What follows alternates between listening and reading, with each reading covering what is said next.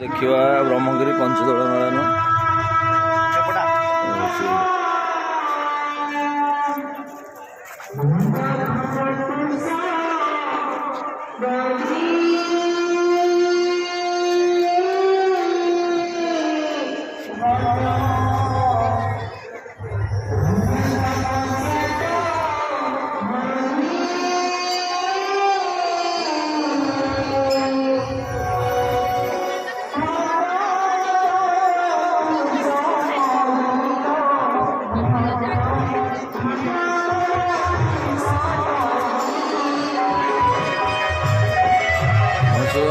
बहुत पुरातन मेलन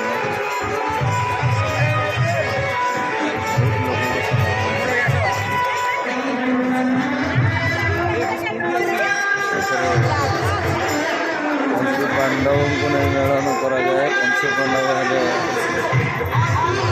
अर्जुन नकुल सहदेव